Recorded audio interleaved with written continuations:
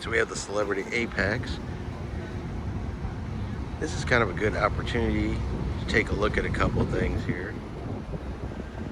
So here's some good examples of the Apex's infinite verandas. You can see some folks out there standing on it.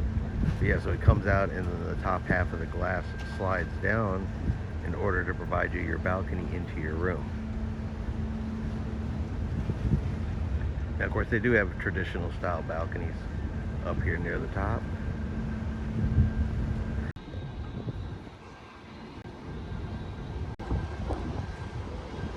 And I'm not sure I was recording any of that. So we're going to record it again. Alright, so this is the magic carpet. So when you tender on the Celebrity ship that has the magic carpet, you'll board the orange part there. It'll go down towards the water. And that's where you'll board your tender. And of course, it can go up and down during the cruise. Just thought we'd give everybody a nice exterior view of a Celebrity ship, particularly the Celebrity Apex today.